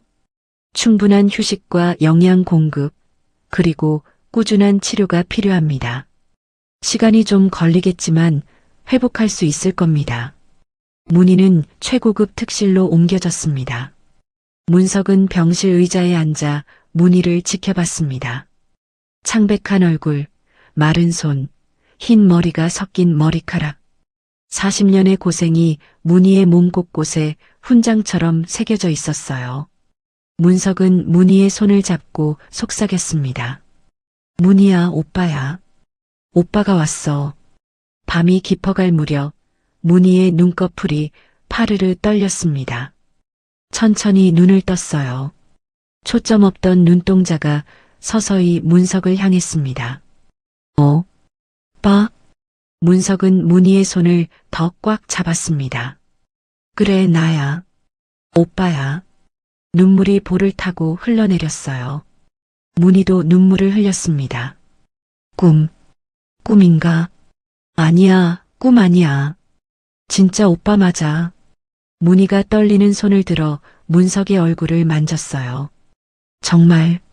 정말 오빠네. 그 손길이 너무나 조심스럽고 떨렸습니다.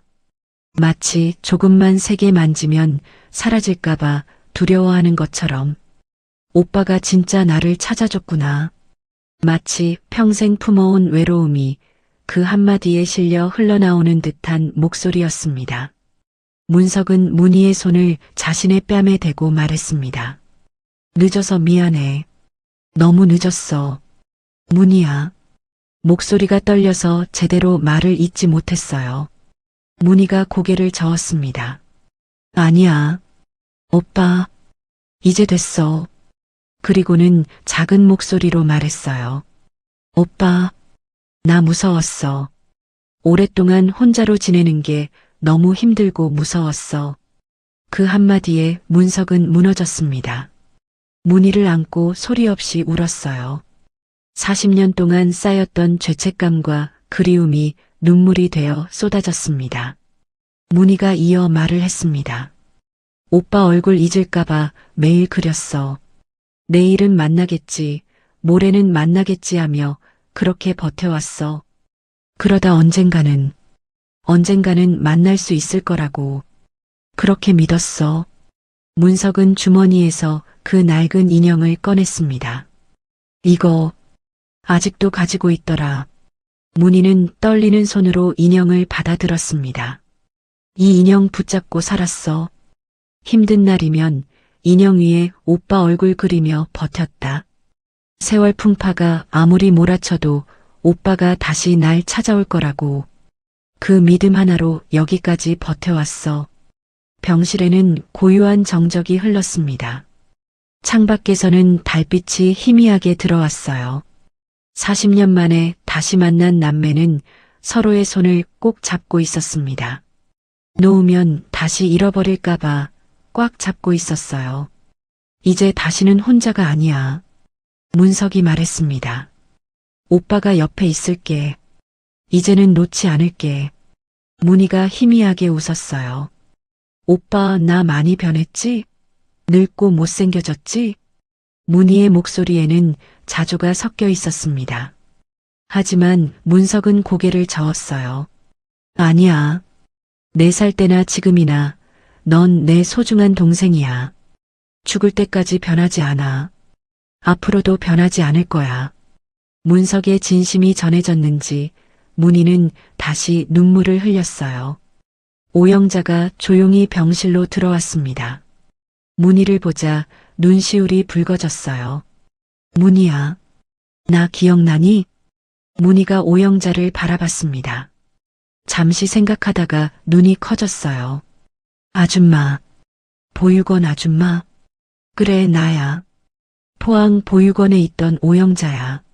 세 사람은 서로를 보듬으며 말없이 울었습니다. 새벽이 가까워올 무렵 문희가 잠들었습니다. 문석은 여전히 문희의 손을 잡고 있었어요. 평화롭게 잠든 문희의 얼굴을 보며 생각했습니다. 이제 시작이야. 오빠가 널 제자리로 돌려줄 거야. 창밖이 서서히 밝아오고 있었습니다.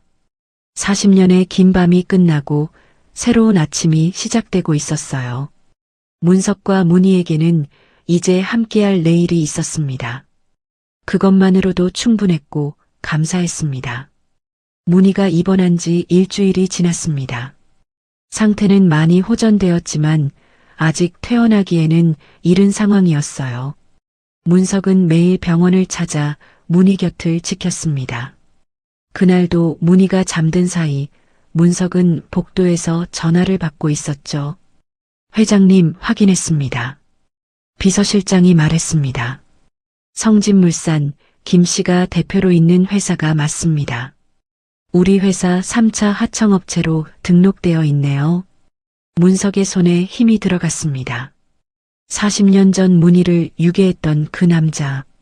그가 운영하는 회사가 자신의 회사와 거래를 하고 있었다니. 운명의 잔인한 장난이었을까요? 아니면 복수의 기회일까요? 내일 그곳으로 가자고. 문석의 목소리는 차가웠어요. 회장님, 신중하게 움직이셔야 합니다. 알아. 다 생각이 있으니 걱정하지 말게. 문석의 단호한 말에 비서실장은 입을 다물었습니다. 다음 날 아침 문석은 부산 근교의 작은 공단으로 향했습니다. 성진물산은 허름한 2층 건물에 자리 잡고 있었어요. 간판은 녹슬었고 주차장에는 낡은 트럭 한 대만 있었죠. 동안건설의 하청업체라고 하기에는 너무나 초라했습니다. 사무실 문을 열고 들어가니 60대 후반의 남자가 앉아 있었습니다. 김 씨는 문석을 보고 깜짝 놀랐어요. 아이고, 동안건설 회장님이 이런 누추한 데까지 무슨 일로 오셨습니까? 급히 일어나 인사를 했습니다. 문석은 차갑게 그를 바라봤습니다. 김 사장, 우리가 40년 전에 만난 적이 있죠? 김 씨의 얼굴이 하얗게 질렸어요. 예, 40년 전이라에? 그게 어떤 말씀이신지 잘 모르겠는데. 1985년 7월 15일 부산 우암동. 문석이 한 발짝 다가섰습니다. 그날 당신이 데려간 내 살배기 여자아이. 그 아이가 내 동생이었습니다. 김 씨는 경악한 얼굴로 뒷걸음질 쳤어요. 다리가 후들거려 바닥에 주저앉았습니다. 하지만 곧 태어난 척 표정을 바꿨어요. 그때는 나도 어쩔 수가 없었음더. 먹고 살려면 사람 죽일 수도 있겠다 싶은 마음까지 들 정도였어요. 그래도 이젠 다 지난 일 아니겠습니까? 그 말에 문석의 분노가 폭발할 뻔했습니다. 주먹을 꽉 쥐고 간신히 참았어요. 지난 일이라고요? 당신에게는 지난 일이겠죠. 하지만 문희는 40년 동안 고통받았습니다. 김 씨가 시선을 피하며 말했습니다. 공소시효도 다 끝나 있지 않습니까? 법적으로는 아무 문제도 없어요. 그러고 나도 나름대로 죄책감 때문에 오래 시달렸음더. 태어난 모습이 문석을 더욱 분노하게 만들었어요. 죄책감이요? 그래서 우리 회사와 거래를 한 겁니까? 문석의 목소리가 낮게 깔렸습니다. 동안건설이 제 회사라는 걸 알고도 거래를 신청한 거죠? 김 씨는 고개를 숙였지만 반성하는 기색은 없었어요. 문석은 돌아서며 마지막으로 말했습니다. 법이 당신을 처벌하지 못한다면 다른 방법이 있겠죠. 앞으로 무슨 일이 생겨도 나를 원망하지 마십시오. 당신이 내 동생에게 한 일의 대가를 달게 받길 바랍니다. 회사로 돌아온 문석은 즉시 임원회의를 소집했습니다. 법무팀장, 구매총괄팀장, 리스크관리팀장은 자리에 앉으세요. 회의실에는 긴장감이 흘렀어요. 문석의 표정이 평소와 달랐기 때문이죠. 성진물산과의 모든 거래를 중단하십시오. 법무팀장이 놀라며 물었습니다. 회장님, 갑작스런 계약 해지는 법적 문제가 업무 퀄리티 미달로 처리하세요. 증거 자료는 충분할 겁니다. 구매총괄팀장이 고개를 끄덕였어요. 확인해 보니 납기 지연과 품질 불량 건이 여러 번 있었습니다. 계약 해지 사유로는 충분합니다. 문석은 다음 지시를 내렸습니다. 리스크 관리팀은 성진물산을 고위험 하청업체로 지정하세요. 건설업계 통합 데이터베이스에도 등록하고요. 팀장들은 회장의 의도를 알아차렸어요. 업계에서 완전히 매장시키겠다는 뜻이었죠. 3일 후 성진물산에 공식 통보가 갔습니다. 계약 해지와 함께 고위험 업체 지정 통보였어요. 김 씨는 당황해서 문석에게 전화를 걸었지만 연결되지 않았습니다. 다른 거래처를 찾아보려 했지만 이미 늦었어요. 일주일 후 다른 대기업들에서도 연락이 왔습니다. 죄송하지만 계약을 해지해야 할 것 같습니다. 입찰 참가 자격을 제한하겠습니다. 하루 이틀 사이에 모든 거래처가 끊겼어요. 김 씨는 충격에 빠졌습니다. 아니, 왜 갑자기 다 계약을 끊었빛노? 건설업계 데이터베이스를 확인하고서야 이유를 알았어요. 고위험 업체로 지정되면 어떤 회사도 거래하지 않는다는 걸. 거래가 끊기자 안 그래도 어려웠던 회사는 급속도로 무너졌습니다. 일거리가 없으니 직원들이 하나둘 떠났어요. 일주일도 안 되어 사무실에는 최 씨 혼자만 남았습니다. 전화벨만 요란하게 울렸죠. 모두 비톡촉 전화였어요. 절망에 빠진 김 씨는 문석에게 직접 전화를 걸었습니다. 회장님, 아이고 제발 한 번만 용서해 주이소. 제가 뭐 먹고 살랐고 일하는 기요. 회사 무너져버리면 저는 진짜 끝이라 해.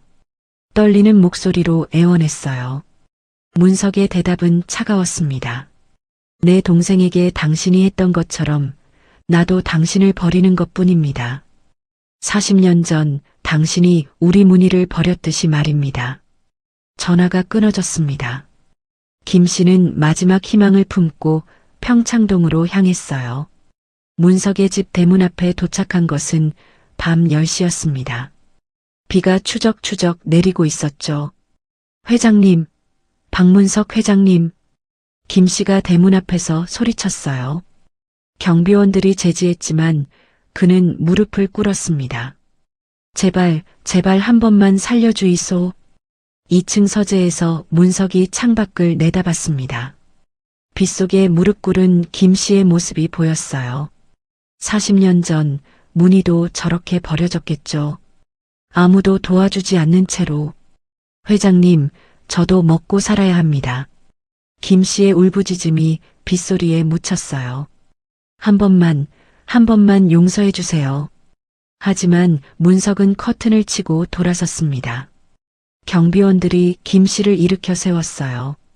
이제 가셔야 합니다. 경찰 부르기 전에 가세요.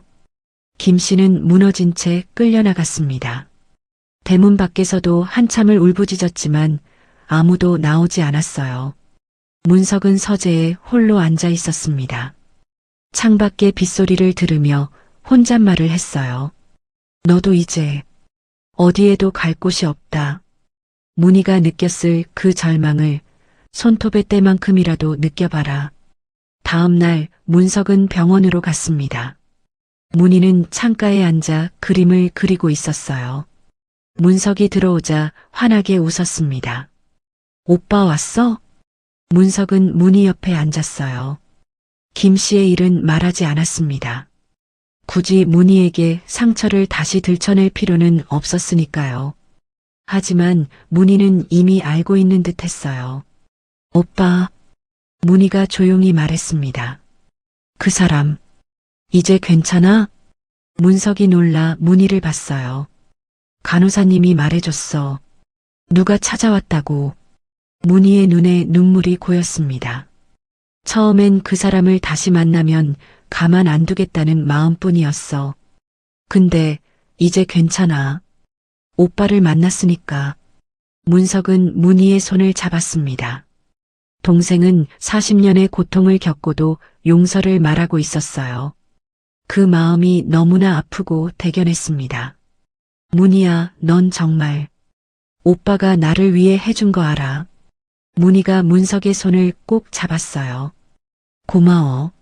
날 위해 화내주고 응징해줘서. 문석은 고개를 끄덕였습니다. 이제는 우리의 미래만 생각하자. 잃어버린 40년을 다시 채워가기도 바쁠 거야. 창밖으로 햇살이 들어왔습니다. 어제의 비가 그치고 맑은 하늘이 펼쳐졌어요. 죄의 대가가 뒤늦게라도 돌아왔고 문석의 마음속 눌린 화도 조금씩 꺼져가고 있었습니다. 병실에는 평화로운 오후 햇살이 가득했어요. 문희는 다시 그림을 그리기 시작했고 문석은 그런 동생을 바라보며 미소 지었습니다. 4월의 따스한 봄날이었습니다. 문희가 입원한 지 2달이 지나자 병세가 많이 호전되었어요. 병원 앞 벚꽃길은 만개한 꽃들로 터널을 이루고 있었습니다. 문희와 문석은 천천히 산책로를 걸으며 어린 시절 이야기를 나눴어요. 오빠야, 기억나? 우리 동네 뒷산에도 벚나무가 있었잖아. 문희가 분홍빛 꽃잎을 올려다보며 말했습니다. 엄마가 김밥 싸주면 거기서 소풍했었지. 난 항상 오빠야 꽁지만 졸졸 따라다니고. 문석이 미소를 지으며 고개를 끄덕였어요. 맞아. 네가 다리가 짧아서 못 따라오면 업어주곤 했지. 업으면서도 무겁다고 투덜거렸던 기억이 나네. 두 사람은 40년 전으로 돌아간 듯 웃었습니다. 문희의 손에는 스케치북이 들려 있었어요. 병원 생활 동안 그림을 다시 그리기 시작했던 거죠. 섬세하고 아름다운 그림들이었습니다. 벚꽃나무 아래 벤치에 앉아 문희가 그림을 그리기 시작했어요. 흩날리는 꽃잎들을 연필로 스케치하는 문희의 손길은 제법 전문적이었습니다. 40년의 고통이 그녀의 재능을 더 깊이 있고 감동적이게 만들어 주었죠. 문석은 그런 문희를 흐뭇하게 바라봤습니다. 고모, 고모. 멀리서 작은 목소리가 들렸어요. 문석의 4살 딸이 엄마 손을 잡고 뛰어오고 있었습니다. 고모, 나도 그림 그려줘. 문희는 조카를 무릎에 앉히고 연필을 쥐어주었어요. 자, 이렇게 잡고 천천히 동그라미를 그려봐. 아이의 작은 손을 감싸잡고 함께 그림을 그렸습니다. 삐뚤빼뚤하지만 정성스러운 선들이 종이 위에 나타났어요. 고모, 나 잘하지? 아이가 반짝이는 눈으로 물었습니다. 응, 정말 잘하고 있어. 우리 공주님은 재능이 있네. 문희의 칭찬에 아이가 까르르 웃었어요. 지난 1달 동안 문희는 병실에서 조카에게 그림을 가르쳐 주었습니다.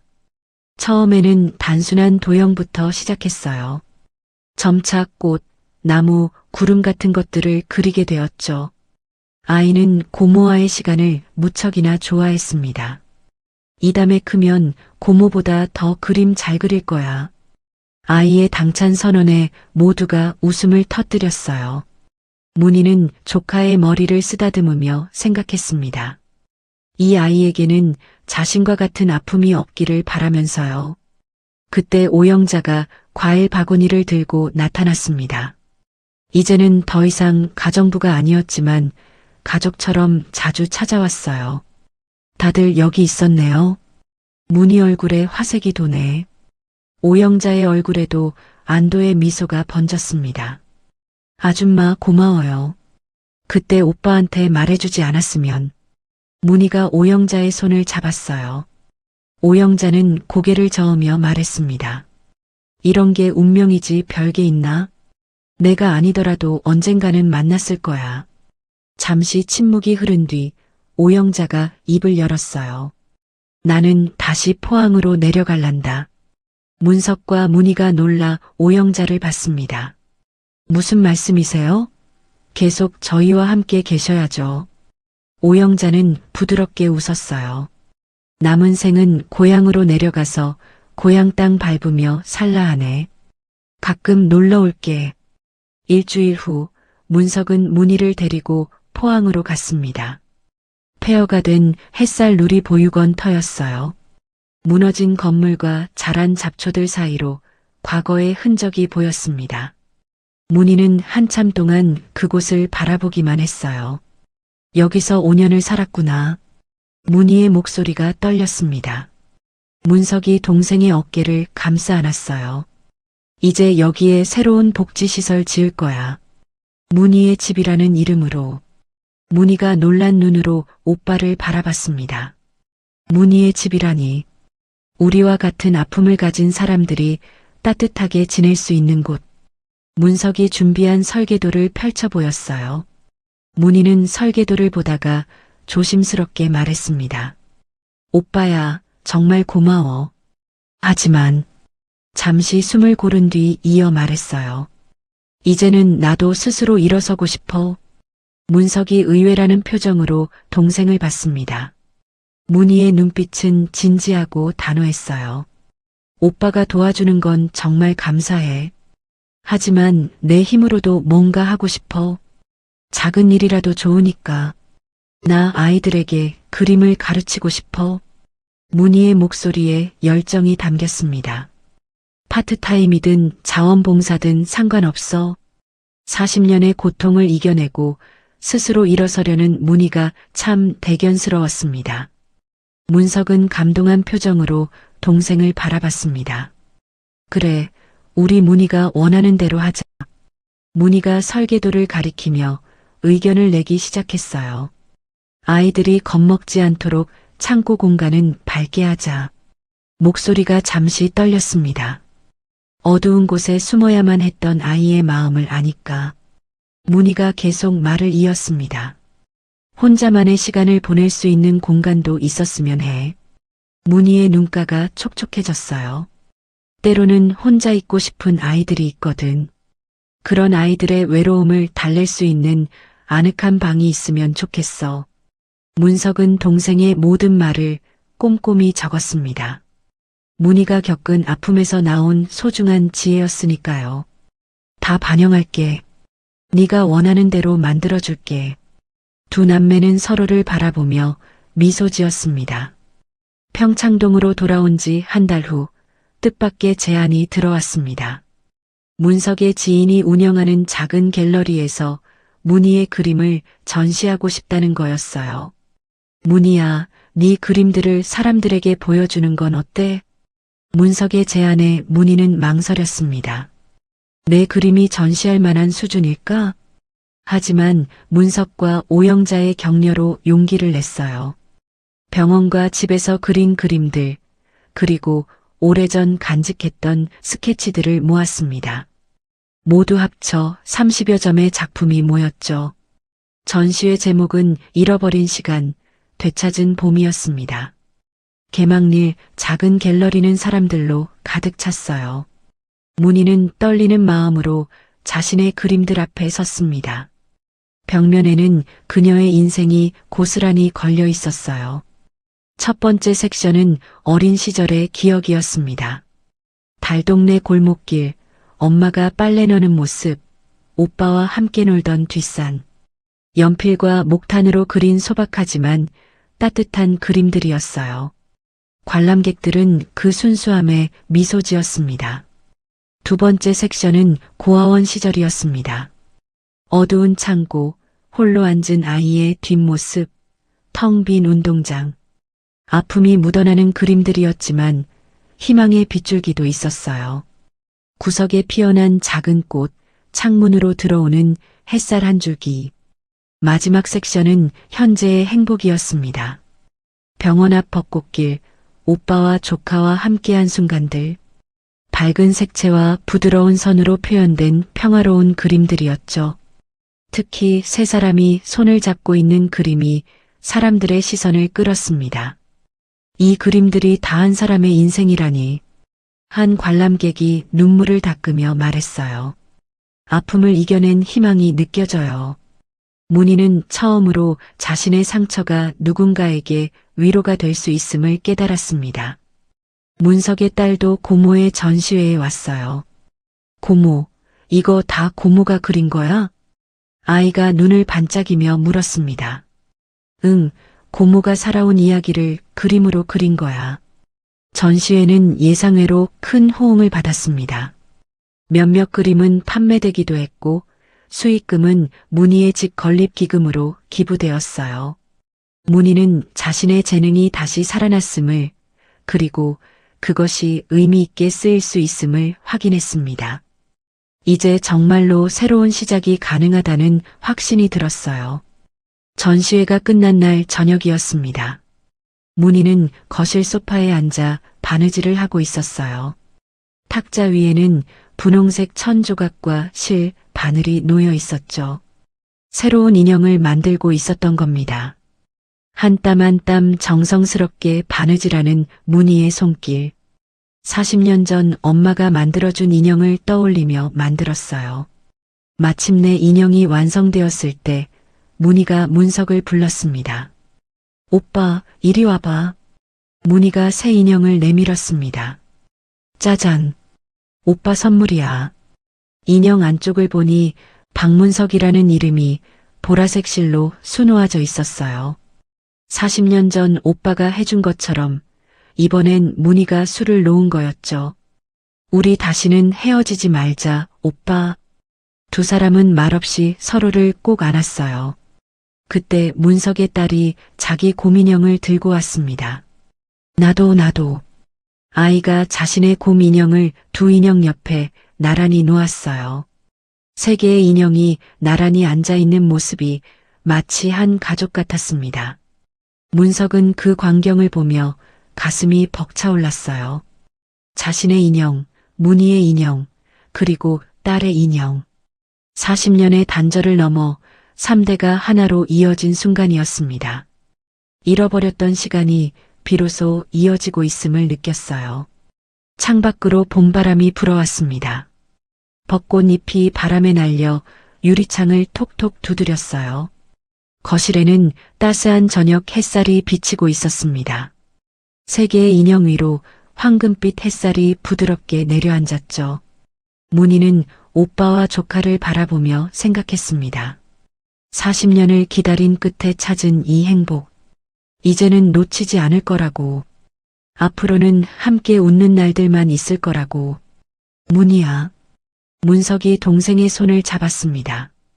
이제부터가 진짜 시작이야. 우리 행복하게 살자. 문희가 환하게 웃으며 대답했어요. 응, 오빠. 우리 모두 함께 행복하게 살자. 오늘 이야기를 끝까지 들어주셔서 감사합니다. 어디에서 이야기를 듣고 계신지 댓글로 남겨주시면 한 분 한 분 반갑게 인사드리겠습니다. 오늘도 행복하시고 건강한 하루 보내시길 간절히 바랍니다. 다음 이야기로 찾아뵙겠습니다. 구독, 좋아요 부탁드립니다. 햇살 같은 이야기였습니다.